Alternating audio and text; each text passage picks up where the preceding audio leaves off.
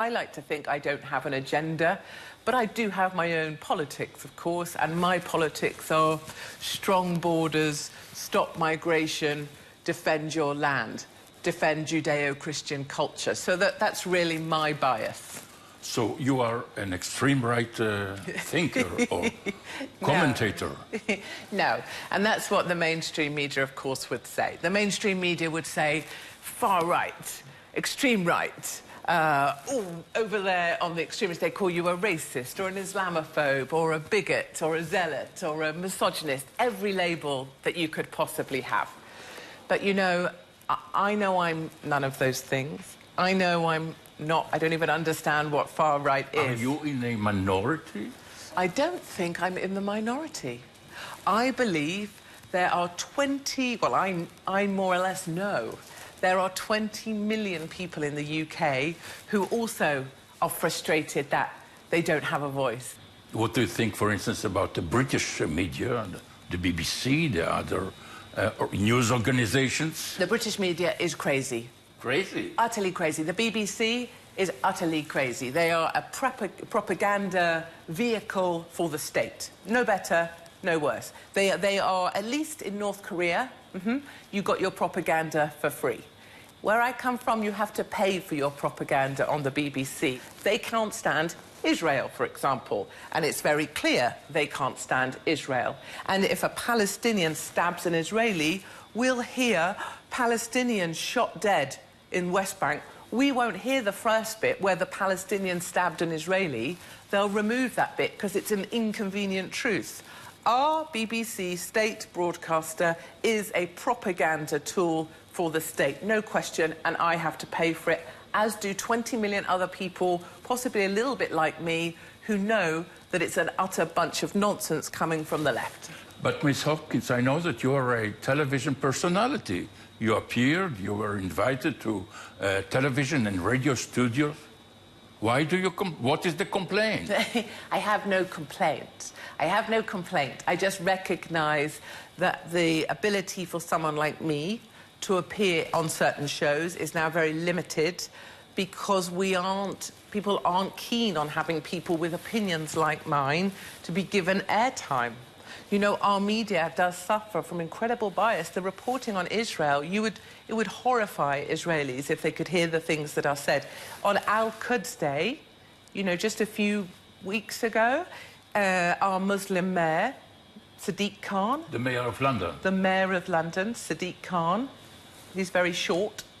He allowed Hezbollah flags to be paraded down the centre of London. That's the country I live in. We have a Muslim police association in my country. White Christian, Judeo-Christian culture is being erased from Britain, and so people like me are no longer wanted in the press. Do I hear a racist remark from you? In what way? In what way? The way you are talking about the Muslims in London. I believe that they are equal citizens. I believe Muslims in London can be equal citizens, but what we're finding very difficult in London and in the rest of the UK, actually, is to differentiate those who are our friends and those who seek to hurt us. What do you advise the so-called London authorities? One, we need to get rid of Sadiq Khan. It is not possible for a Muslim mayor to run our city legitimately. You may have heard him speak out against Trump, for example. He says, we don't want Trump here. We don't want Trump's visit. That is not correct. There are many lovely people in the rest of the UK, a place I come from called the rest of the UK. We want Trump to come. We are massive Trump supporters. There's lots of supporters of Israel in the UK, but we don't have a voice. The Mayor of London does not speak for the UK. And the second thing we need to do in the UK is when we have a terrorist attack, is do what Benjamin Netanyahu does or Israel does. Get the terrorist and kick him out. Take the family of the terrorist and kick him out. Find the imam at the mosque who's preaching extremist hate and kick him out too. And do we do that? No. They are human beings. Returning like jihadis. You and me, no, sorry, we disagree. With different religions. We disagree. Returning jihadis, to me, They're not human beings, they're feral humans. I do not want them near my daughters. I'm sorry, I don't agree with you at all. People would say that your remarks are racist. I don't mind if you want to call me racist. That's fine. It makes no difference to me because it's your label. It's what you think. That's fine. If you think that, that's fine. I know I'm not. I know that I'm an honest truth speaker for my children. I know that I'm a good mum for my children. I know that I love my country. I joined the military to fight for my country. I went through Sandhurst and joined the intelligence corps. So I know what I'm fighting for. And it doesn't matter if you call me fat or ugly or thin or a Nazi or a racist or an Islamophobe or anti-Semite. I'm all those things sometimes to people. I know I'm none of those things. News organizations in England paid damages because of your remarks. I don't regret anything I've said. I don't regret anything that I've done. And I don't even regret being fired. Because sometimes if my opinions don't suit you anymore and you don't need me in your organizations because advertisers will leave you and we need to protect advertisers, commercially I understand that. But it's not going to stop me. I believe that this is your first visit to Israel. Yes, I know. It's very annoying. So I'm sure I'm supposed to be Jewish, and I'm not. I just got the nose. All my friends in the UK are Jewish, but I feel like I've been here forever. But it's my first time here, and we've brought 65 supporters of rebel media, my supporters of Israel, actually. We just get told all the bad stuff. Israel's a monster. The IDF's a monster. Bibi's a monster. And then you see these people. We went to a ceremony where the Air Force get their wings. The new recruits get their wings.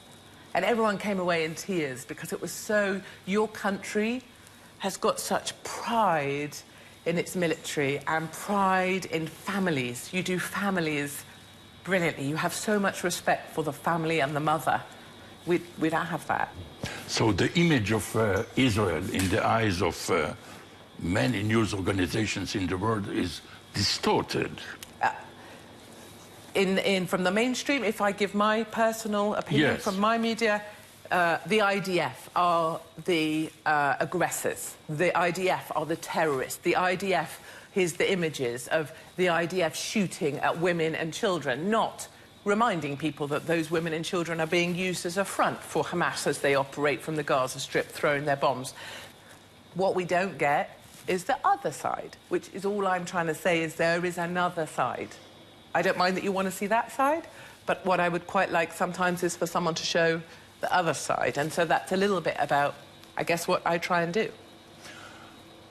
What would you advise the Israeli officials in order to correct or to correct the image of Israel? Yes, sort it out. I'd like to get hold of, I don't know who's responsible for your media, your communications, who is responsible for government communications? Well, is it you? I think that the government is responsible for the whole state. Yes? The government, okay, fine. But who is the person in the government that heads up communications? The Prime Minister. Okay, who is their person, though? He can't do everything. Whoever it is, I'd like to get them and sit them here and tell them what they need to do, because they're not doing a good job. They're not doing a good job. They are allowing the other side, the Palestinians, Hamas, Hezbollah, the Palestinian refugees, they're allowing them to win the media war. They need to step up their game significantly. Start working out how you link good journalists, not me, someone neutral, with people who tell another side of the story. Start enabling the world to listen, because the other side are winning. I thank you very much, Ms. Keyty Hopkins. Thank you very much. Thank you for your time.